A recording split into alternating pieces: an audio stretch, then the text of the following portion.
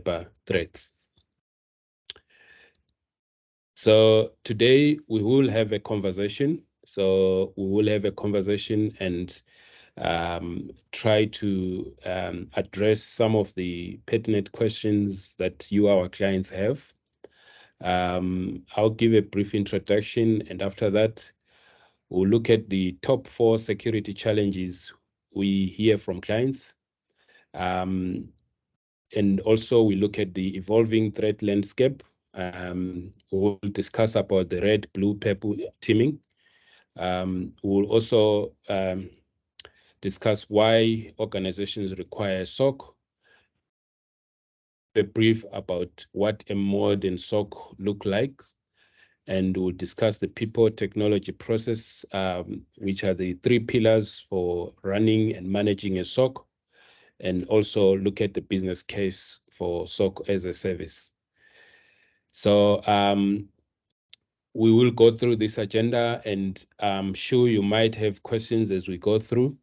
We will leave some time at the end of the discussion, the conversation, that you can ask some questions.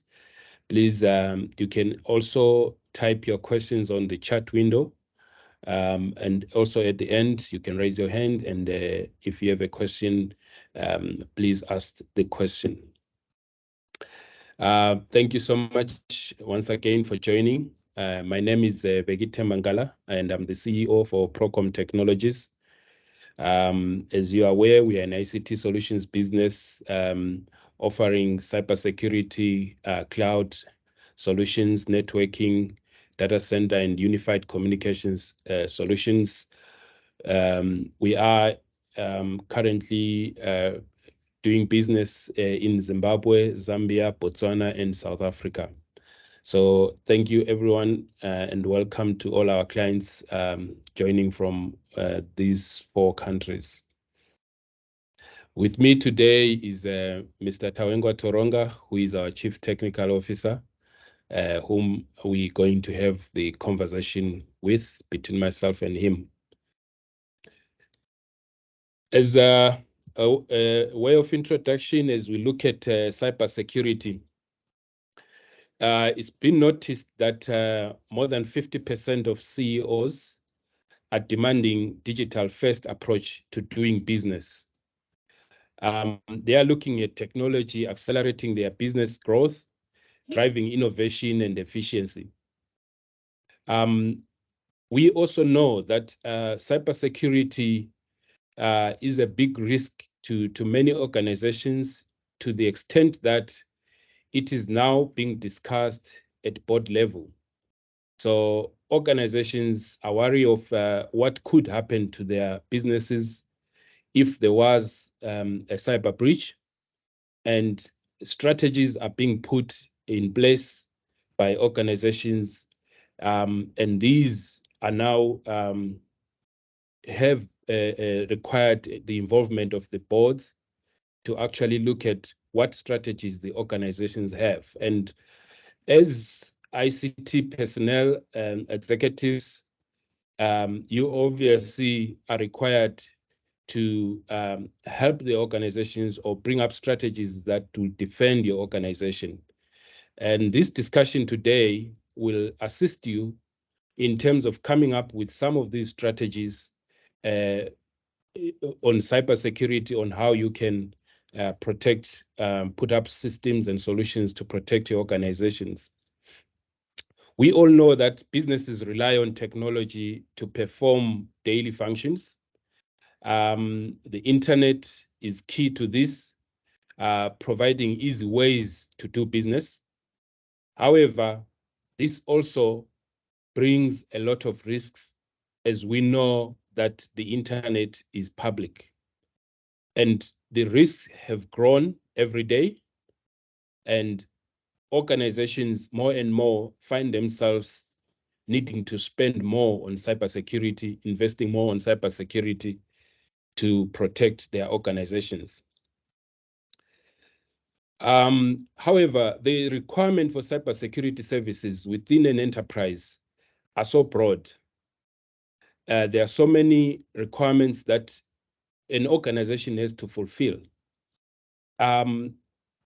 big organizations who have the massive budgets are able probably to skill up their teams to the level at which they can protect their organizations. However, we find that even the big organizations still require to subscribe to some services externally from what are called managed service providers or managed security providers. We find that they still have to rely on external players to outsource some of the services. So looking at also the size of our organizations that we have in our region, you can only employ so many people to look at cybersecurity within your organization.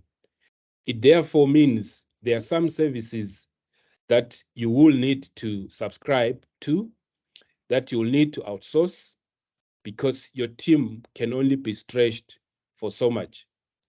There is always a need for organizations to outsource some of these services. And the organizations have to identify a partner, a managed service provider, or a managed security provider that will be able to deliver some of these services. Mr. Toronga, if maybe you can take our clients through the challenges that we have seen most of our clients facing in terms of coming up with cybersecurity strategies. Thank you, Mr. Nkala. I would like to take this opportunity to thank everyone for joining this session. We are happy to obviously have this discussion as a way of sharing information with the skills and also what we have learned, obviously, in terms of building our cybersecurity services. So having conversations with a lot of customers, there are a number of challenges that they are actually facing. On the slide, we have actually listed 4 security challenges that are pertinent to many organizations. Any organization today will actually be struggling with at least one of these. So the issue that is most pertinent is how organizations can predict, prevent, and respond to modern security threats. And there is a need to actually eliminate attack vectors like ransomware and other threats with greater speed and visibility. We have seen a lot of news in the headlines of even some of the biggest organizations that actually have been compromised. And it's no longer an issue of if, but it's just an issue of when, obviously, that will happen. Secondly, as organizations continue to embrace hybrid cloud, they're actually faced with evolving business disruptions like costly ransomware attacks and an ever-expanding attack surface. Therefore, they need to secure critical data as a shared resource that moves across the enterprise. The third challenge is to do with securing user access and improve workforce productivity. According to the Verizon Breach Investigations Report for 2021, 81% of all the breaches that actually happened were due to a human element or started with a human element. So organizations actually need frictionless control over who has access to critical apps, applications, and data. We obviously understand that in our region, our countries actually have now enacted into law the Data Protection Acts, which mandates organizations to make sure that they actually protect sensitive customer data. And these are obviously issues that organizations are now struggling with. And lastly, how to improve the effectiveness of the security programs. And undoubtedly, cybersecurity is now a boardroom level concern. And senior executives are always having conversations in this area. The pressure is building, therefore, for cybersecurity leaders to quantify, to baseline, and to optimize their cybersecurity programs, and also frame the benefits in terms of value to the business. They need to assess, to build, to run security that supports an ever-changing business. Thank you. I think it's all common knowledge as well that with the advent of COVID, a lot of things changed. People changed in terms of how they work, how they do business, and it sort of accelerated the adoption of services like SaaS, like hybrid cloud, and work from home, and so on. And it's obvious that such challenges as securing user access and adopting zero trust architectures for most organizations has actually become urgent, and hence some of these challenges that have been noted. And as Mr. Toronga said, every organization at least has got one of these challenges, probably something that you might be looking at because it's important. Also, it is important also to recognize that the threat landscape continues to evolve. So all those adoption of new technologies, cloud, SaaS, and so on, continues to create other threat surfaces that now organizations must be concerned about in terms of protecting their organizations. We have seen globally that ransomware attacks contribute about 21% of all the attacks that cyber threats that are there. It has also been noted that 41% attacks exploited phishing for initial access. So this is mainly phishing emails and links through sent to users through phishing emails. Some of these statistics, obviously, we need to be aware, because then they can shape in terms of how you invest your cybersecurity budget. It is also noted that average cost of a mega breach, so these are big organizations that have suffered a breach, it has cost them anything up to 400 million per breach.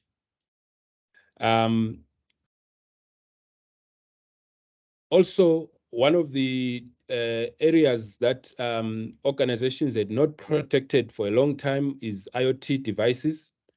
And it has also been noted that there's a huge increase in terms of attacks that are targeted at IoT devices. Looking at industries, top of the list is manufacturing industry. Normally, when we talk about cybersecurity, if I had asked you to say which industry possible do you think is top of the list, we normally think about the finance and insurance. But interestingly, it looks like manufacturing tops the list, followed by finance and insurance, I guess for obvious reasons, professional and business. Another industry also that we have seen growing is healthcare. Cyber attacks targeted at healthcare services, obviously because of sensitive customer data that they keep. There is also a rise in terms of cyber threats that are targeted at Linux installation base. So all of us, I believe we have this perception that Linux devices or softwares are more secure, obviously, than Windows installations. But with the realization that most critical core applications are running on Linux platforms, the cyber threat actors have sharpened their skills as well on Linux environments, and a rise of 146% in cyber threats targeted at Linux has been identified. As mentioned, obviously, we said about 27% is cyber attacks that are targeted at extorting money. And this further emphasizes that fact. But the one I want to mention is the average cost of a data breach, which is up 13% in 2 years. So it is noticed that $4.3 million is actually lost when a data breach happens. So this is a staggering figure, and obviously, maybe for our organizations or for our territory, this figure could be less, maybe 2 million, maybe 1 million. But if you look at that figure, you look at also the cyber security budgets that most organizations have, you may find that they are even less than this figure, the budget that you are working with for your organization. But one breach can cost your organization this much. We have dealt with some incidences in our region, and sometimes it's always this feeling that some of these cyber threats are happening elsewhere. But we have dealt with cyber breaches in our region, and the recent ones that happened, one organization had to spend $100,000 US to recover from that attack. Another organization had to spend $1 million US to recover from a breach because their data had been encrypted and they had to recover that data, and so on and so on. So this is real. This is also happening in our region. So it's not just something that happens elsewhere. However, if you look at that figure and compare it with your cybersecurity budget, or what you would need to further protect your organizations by adopting a service like a security operations center as a service. You can subscribe to a SOC service today from a starting price of about $2,000 US a month, right? Which will be like $24,000 US a year. By subscribing to a SOC, you're protecting your organization to avoid a breach that at minimum will cost you $100,000 US or so to recover from, or up to $4 million US on average, not to mention other issues that come with reputational damage and so on. So these figures are then important for every executive to then use to present, obviously, to convince management and so on for extra budget to subscribe to cybersecurity services that further protect your organization. I don't know what's your take, Mr. Toronga, about these figures, and what are you seeing the organizations doing based on some of these average statistics that we are getting? Yeah, I mean, obviously, These figures are alarming, but that's the reality that we have. Therefore, we're seeing a lot of organizations now starting to take cybersecurity seriously, whether be it obviously the need for compliance.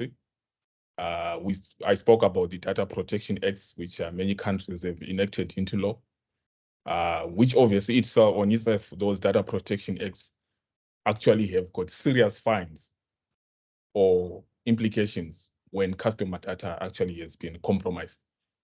And we have also, as an organization, have got a time frame on which we have to notify the data subjects concerned about the breach. And obviously, this is systematic in a way because it obviously brings in customer trust, brand reputation, and so forth. So it's not only about the cost of actually recovering from the breach on your IT systems, but it also involves quite a lot in terms of trying also to protect your brand. So this is obviously something alarming, and we are seeing a lot of organizations now looking at transferring some of the residual risk to insurance companies. But any insurance companies that is really serious will obviously need to make sure that as an organization, you are also serious about protecting your organization. So there is a list of requirements that they will give you that you need to first meet before they can even cover you.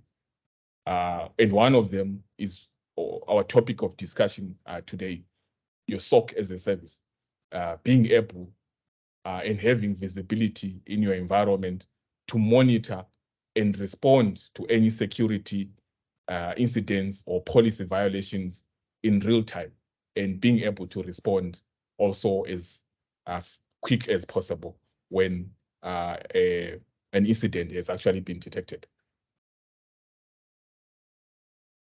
Thank you. You're on point. I think what then obviously is a challenge for most organizations is to then say, looking first at the teams, the cybersecurity teams, they need to set up, obviously to probably execute on the cybersecurity strategies that they have. Maybe you can take us through. I've heard people talking about red teams, purple teams, blue teams. Maybe just an understanding of what are these teams and how would an organization set up these teams in terms to executing on their cybersecurity strategies? Yeah.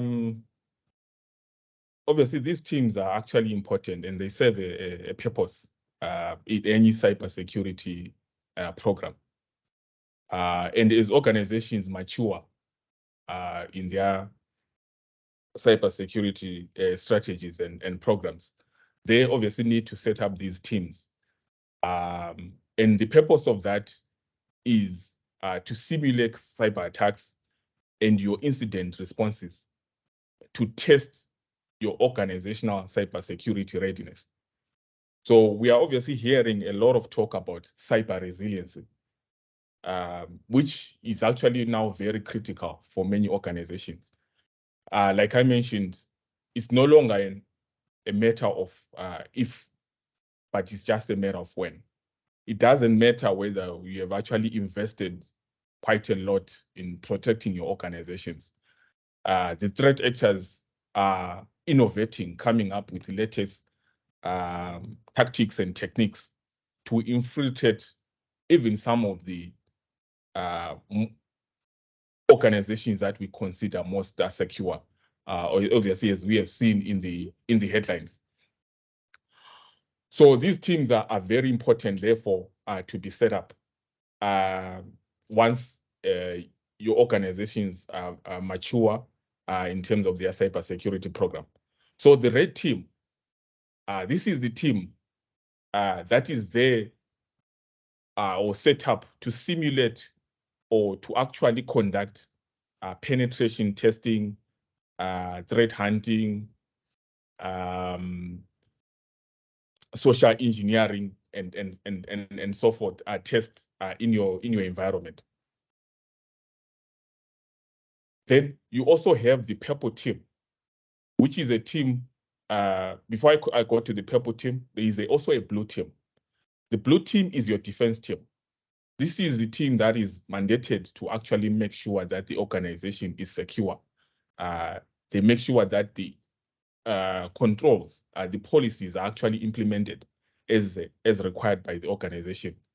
They actually conduct a security monitoring to be able to detect any abnormal behavior in your environment or on your assets. And they also do conduct incident response in case there are any violations or offenses that have been detected. And then of late, we have actually seen now organization building up a purple team. And they do this obviously to have a common goal, to improve the organization security posture. Because traditionally, the red team and the blue team used to work in isolation. And each team wanted to prove the other team that we actually can penetrate what you are protecting, or the other team trying to prove to say we can actually detect all your techniques and tactics that you are trying to use, and so forth. But organizations now have actually seen the value of setting up a purple team, so that the red team and the blue team are actually under one command, where they've got a common goal of actually improving the organization security posture. And each team, by sharing how they obviously managed to manipulate or were actually able to detect any threat that was actually coming from the other team. So the most important thing, like I said, is actually cyber resilience, which is the ability to anticipate, to withstand, to recover, and adapt from any attack or compromises on the system. And this is what a lot of organizations are actually now looking at and building a roadmap to resiliency by defining their current state of resiliency. So this is where the blue team, the red team, and the purple team then come in, for you to actually understand your organizational attack surface and what risks do you actually carry as an organization, and stress test your systems to make sure that you are actually prepared for any eventualities that are actually going to come in the future when a breach eventually happens. And we're obviously seeing organizations having really tough conversations when coming into discussions about cyber resiliency. Maybe just to mention that a lot of organizations will say when we actually compromise, we won't pay a ransomware, a ransom, sorry, that the threat actors are actually demanding. But these are tough conversations that actually organizations need to have, because when your data has been encrypted, when you've got no backup, or the backup has also been encrypted, how do you recover as a business? So it's actually very important then to obviously have these tough conversations now, and as a business actually come up with a state of how you are going to recover when that actually happens. So some of the benefits of actually setting up these teams, besides improving your security posture, is making sure that the attack paths that actually exist are actually shut down. So in any environment, if you scan your environment today, you actually get a lot of vulnerabilities, hundreds of vulnerabilities. And each of those vulnerabilities can actually create an attack path. So you need to make sure that you close these paths. Then they also help in terms of effective incident response, because you're actually testing real scenarios that known threat actors actually use to infiltrate organizations. So therefore, it actually improves how you actually respond to incidents. And you also gain threat intelligence from actually these exercises. And also it helps in terms of compliance with regulations and standards, depending on what standards and regulations have you are mandated to comply with. We know, obviously, for many organizations, when they set up their cybersecurity strategy, they adopt a security framework which actually guides them. So that framework, how you actually complying with it, becomes very important. And it obviously also, as part of your security program, will show you the gaps that you actually have. And for the business, it's actually therefore to improve risk management, to make sure that the organization is actually protected even better by actually these technical exercises that are conducted. Interesting. So I think most organizations, in our experience, we have seen how a lot of budget has been put on the defense, where controls, systems, tools are implemented. Not as much has been spent on the offense side to actually test and be assured that the controls you have put are actually protecting your organization. In my experience as an engineer, I remember visiting one customer who had implemented a firewall. It was a Cisco firewall, and there was basically one rule, which was to accept everything from outside in. By default, everything in is allowed to go out, but everything coming from outside is blocked to come in, except expressly specified. So that firewall had been just configured as a switch, meaning it was switching traffic from in going out and from anything coming from outside going in. And the comfort the organization had was that we had a firewall. So, but how the firewall was implemented had not been tested. So it's not enough for organizations, obviously, to put up defense systems, because even those defense systems must be properly set up, must be properly configured.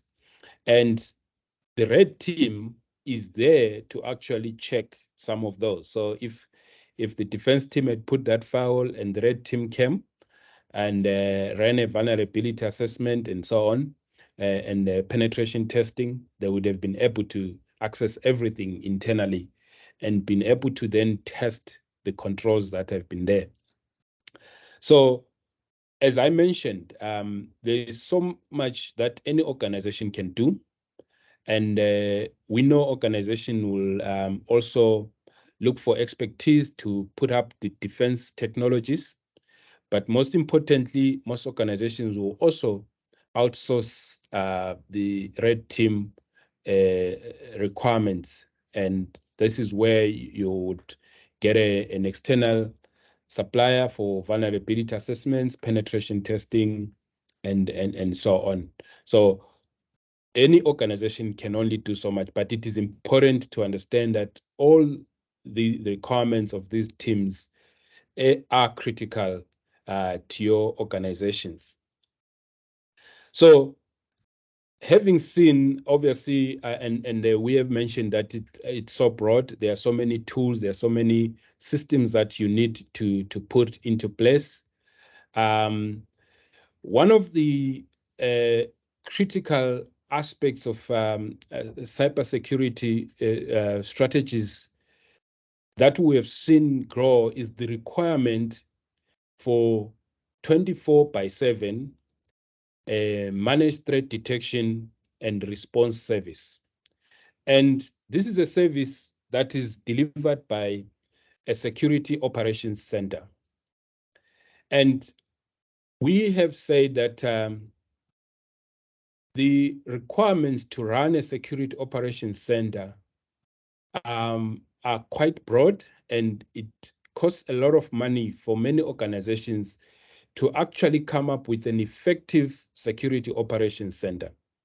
So it is more than important for organizations to put up all the defense systems, but it is also important to monitor their environment to make sure that all the defense technologies, the system, the tools that you have put to protect your organizations are actually operational, and they're actually protecting your organizations.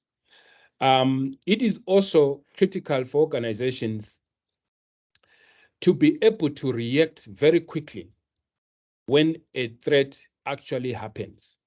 So when I mentioned about an organization spending 100,000 US dollars to recover, and another one spending $1 million to recover from a breach, you may discover that the reason for the difference from between 100,000, spending 100,000 and spending $1 million was actually an issue of time. That was time to detect the breach. So the organization that detected the breach much earlier would actually be affected less, and they will hence have to spend less in terms of recovering. But if a breach is discovered way late, when so many systems have been compromised, it will also mean more money will be spent to recover. So a security operations center, managed threat detection and response service, means that you would reduce the mean time to detect, and hence also reduce the mean time to respond to a threat. So, Mr. Toronga, maybe if you can speak through these requirements, these benefits, or rather what a SOC actually seeks to address in an organization. All right.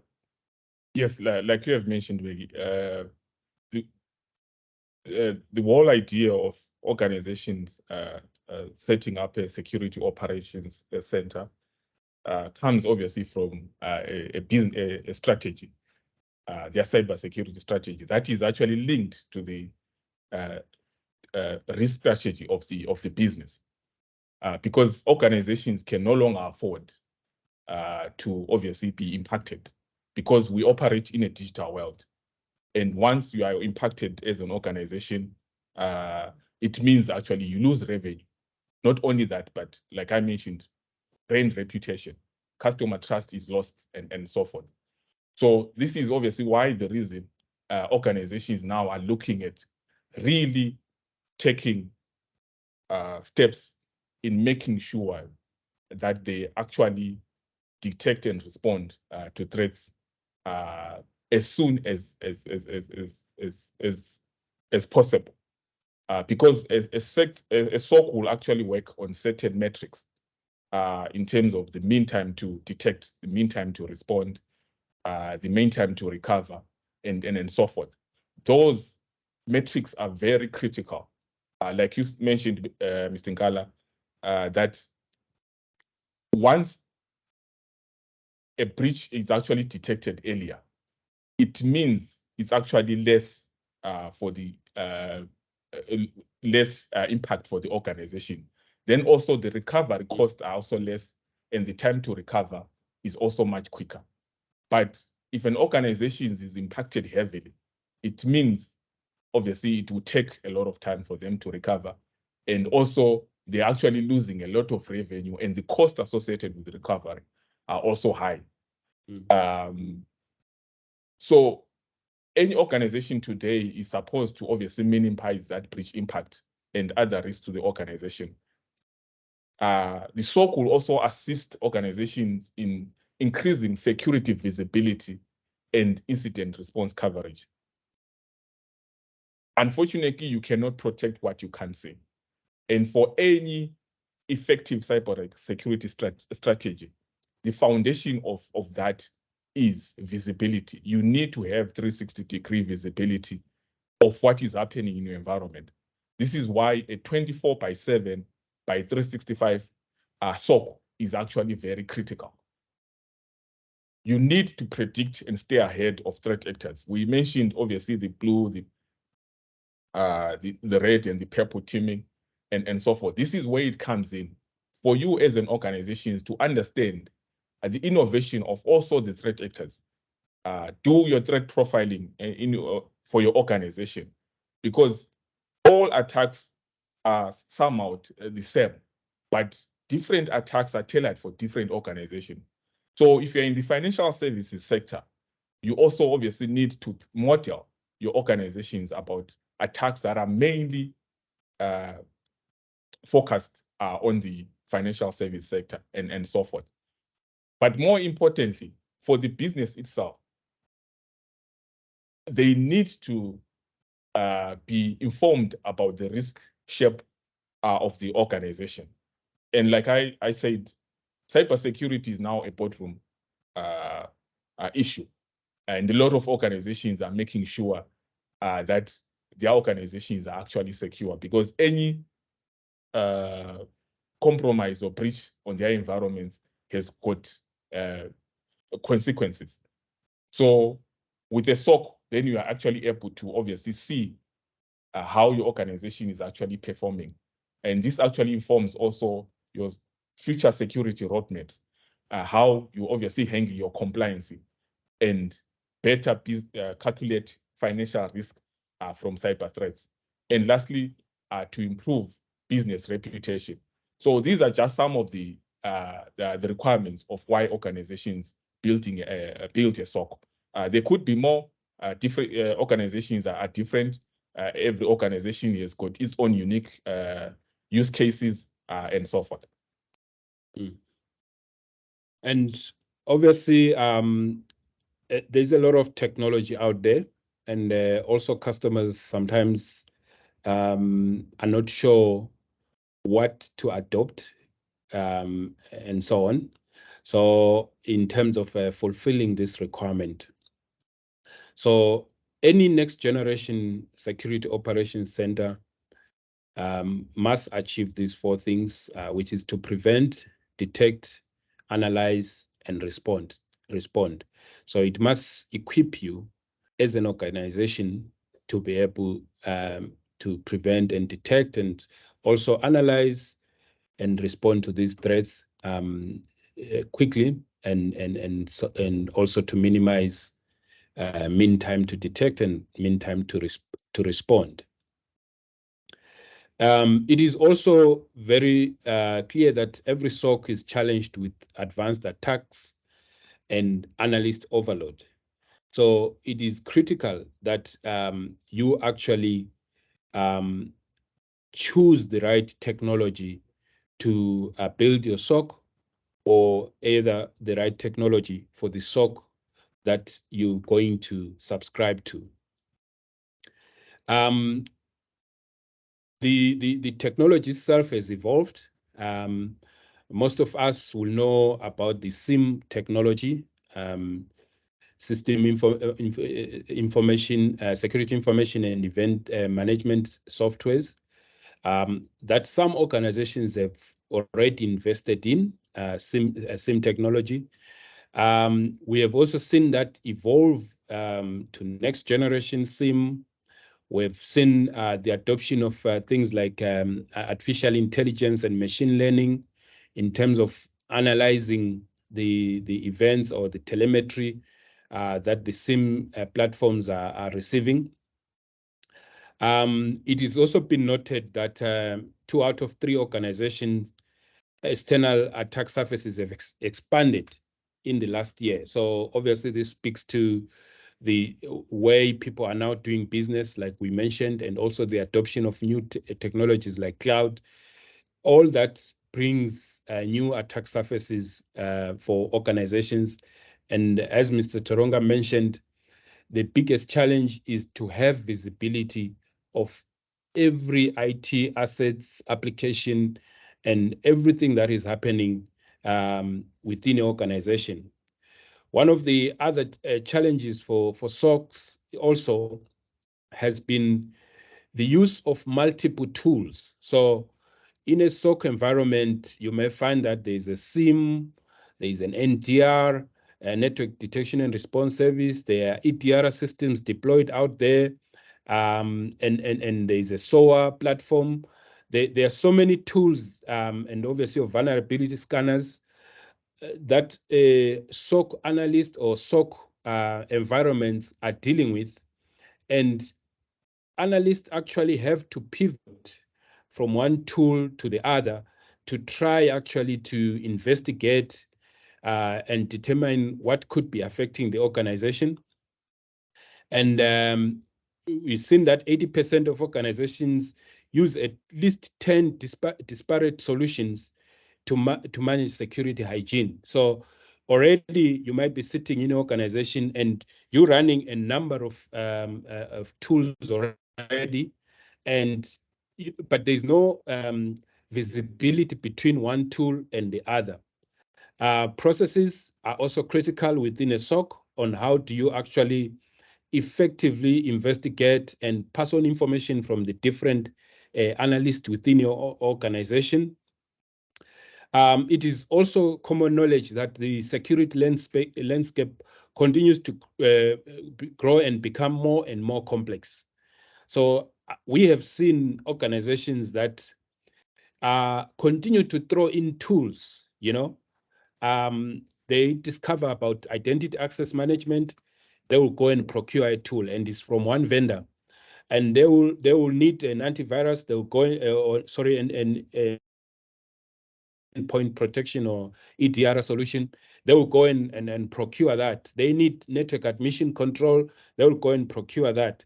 So there is a number of tools that are trying to solve all the security challenges and further increasing the complexity within a customer environment. So you find that 52% of security environments have become more difficult to manage over the last 2 years. So organizations actually have no idea how what actually purpose each one of those tools are resolving, and there's a lot of duplication in terms of the tools that are being adopted. So there's a lot of complexity that cybersecurity is bringing to many organizations. So as Procom, we have adopted, a security operations center built and powered by IBM QRadar, next generation SOC. Mr. Toronga, why did Procom adopt the IBM security QRadar next generation SOC? Yeah, obviously, we have tested a number of solutions, and why our choice obviously then circled on QRadar was mainly because of the capabilities that the platform actually gives us. We obviously were trying to avoid vendor lock-in, as the IBM QRadar actually integrates with third-party other third-party tools, whether be it EDR, other CM tools, other security automation and response tools, threat intelligence, and obviously having a lot of integration with actually other third-party security technologies and applications. So everything was actually holistically streamlined when it came to the IBM approach. So what is important is obviously focusing on mitigating threats by unifying our SOC, because this is what we are offering as a service to our customers. So it doesn't matter what you have, what technologies you have as a customer. We're actually able to integrate with everything that you have, whether be it your security technologies, your applications, your databases, and so forth. We can actually give you the capability to not only on cybersecurity, but obviously to streamline also your compliance by giving you compliance reports, depending on what compliance standards you actually need to comply with. And also for organizations that are seriously looking at their data protection, how we can actually integrate those systems in terms of helping you in complying with some of the Data Protection Act requirements. So the platform to us has got a unified analyst workflow. This in itself actually help our teams to speed up the investigation, the analyzation, and the response to any cybersecurity incidents that have been detected.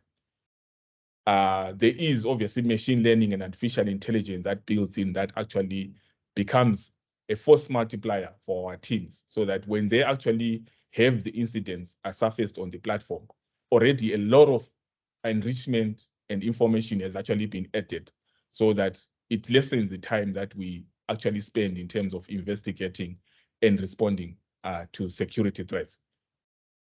Integration is very critical. We can, like I said, integrate to any system, whether be it on-prem, in the cloud.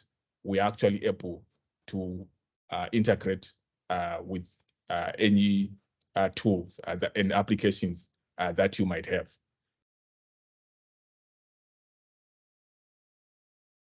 Fantastic. So it was obviously, as you have mentioned, important that we build our SOC based on a well-tested platform like IBM QRadar,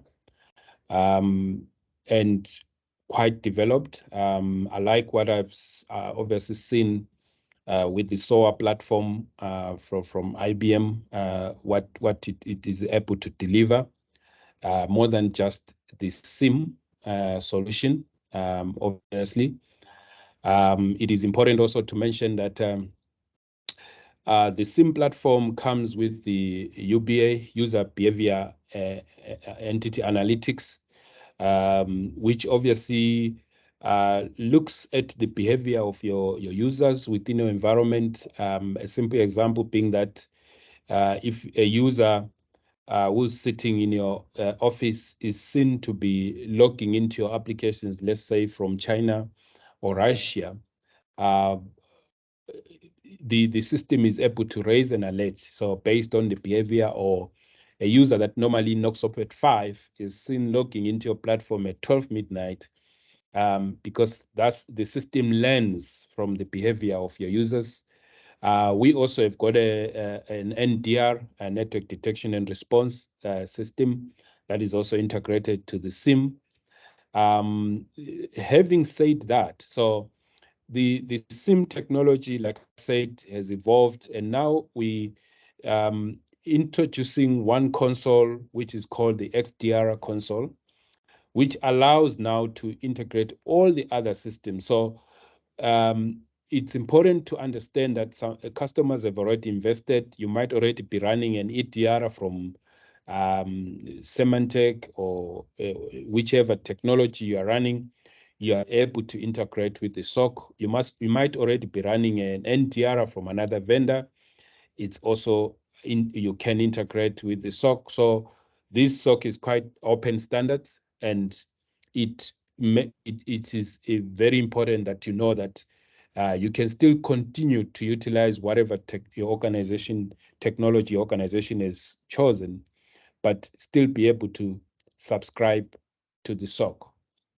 And the platform of the SOC obviously is one aspect of running a successful SOC. And we have spoken before of the 3 pillars of a modern day SOC. So we have seen customers investing in a technology, and they have some customers spent $500,000 to put up a SIM technology, and they have not benefited from the technology. while because the people and the process are missing in the equation. So choosing the technology on which to run your SOC is one, but making sure that the people and the processes are in place to have a fully functional SOC. And this further emphasizes the need for customers that cannot run their own SOC to subscribe to a SOC service like the one that Procom Technologies offers. And obviously, the reasons being that it becomes then easy to take full advantage of a SOC and be able to have a full benefit with little investment as an organization. I realize that we have run out of time. This is quite an exciting subject, and it is for any organization. We believe this is topical at the moment. So, Mr. Toronga, if you can just maybe in 1 or 2 minutes summarize this slide, which is our last slide. Yeah. Yes. So this slide obviously looks at the business case for SOC as a service. And for many organizations, it's really apparent that they don't have the resources to actually set up their own security operations center. Therefore, the only viable option is actually to outsource this service. And this is where, as Procom, we actually come in to deliver this 24/7 threat detection and response service to prevent, to detect, to investigate, analyze, and respond to security threats in your environment. As you mentioned, Beggy, a lot of organizations have actually invested in technology, which is very key because you obviously need the technology to power up and give you insight of what is happening. But more importantly, you need the people and the processes. Unfortunately, the most expensive undertaking in any SOC is the people aspect.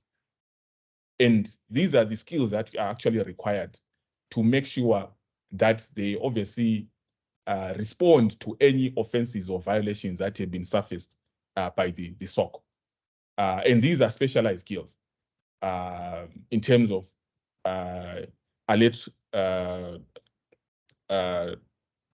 triage analysts, incident responders, threat hunters, digital forensic investigators.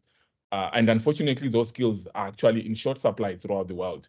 And even if as an organization you can get them, you obviously have to pay quite a lot. And this is why it's an expensive undertaking. And more importantly, the processes that are actually required to actually run a SOC. This is also very critical to have process-driven technologies to make your SOC efficient and effective. You can have everything, the technology and the people, but without the right processes, you find that you are not meeting the key metrics that are actually required for your SOC. Therefore, as Procom, we obviously bring all these aspects to you. You don't have to invest in anything. We are there to improve your security visibility and reporting through our 24/7 monitoring. You remove the need to recruit and train in-house security professionals. So we bring in the technology, we bring in the skills, and we also bring in the processes, which actually can be customized for your own environment, given your unique use cases. And the advantage, obviously, in terms of this model is because you have predictability of costs. So instead of using a CapEx, you are actually now shifting to use an OpEx investment model. You have got no vendor lock-ins because you haven't invested in any technologies. If you decide you want to go to another provider, as long as obviously contractually it's putting the contract on how to do that, you can actually move. So which means we are not actually locked to actually a provider. And lastly, it's actually an easy and flexible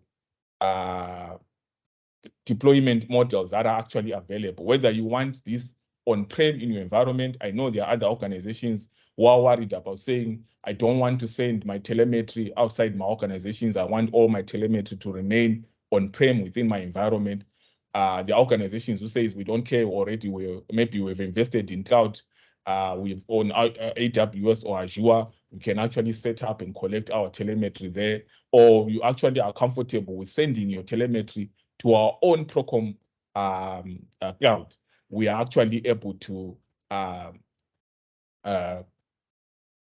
meet all those requirements from our customers, whether be it also a hybrid model, it's also supported. Fantastic. Thank you so much. So I think the key takeaways for our clients is that it's no longer enough to put only defensive control systems, but the whole cybersecurity threat landscape is changing. It's becoming more complex, and traditional ways of securing organizations are no longer enough. We have also put to you that it's more than important for your organization to subscribe to a SOC service. And more importantly, you no longer have to spend as a CapEx. You can now actually subscribe to a service, and this can be paid from your OpEx budget. Traditionally, people would have tried to ask you to spend a lot of money buying a SIM solution, which will cost you anything of $500,000 upwards dollars. But now you can subscribe for as little as $2,000 to get your organizations monitored 24/7 as part of your security offensive strategies.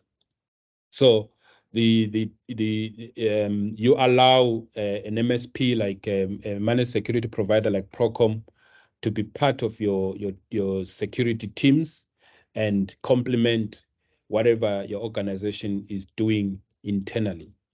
I would like to thank everyone for attending. Apologies, we went over in terms of time. We will continue with this series and go deeper into actually showing you the technology demonstrations, how we can protect your organization against, for example, a ransomware attack and so on. So we encourage you to attend this series of webinars where we will have, and also I know some may have questions. Please engage with our local account managers, and also send your questions to security@procom.cloud, and we'll attend to you individually. So we'll set up a session with you and address all the questions that you have as an organization. I'd like to thank everyone who attended. I'd like to thank Mr. Tawengo Toronga, our CTO, who has shared a lot of information with you today. I hope you have benefited in one way or the other from this conversation, and hope to see you soon in the next episode. Thank you so much. Yeah, thank you, everyone.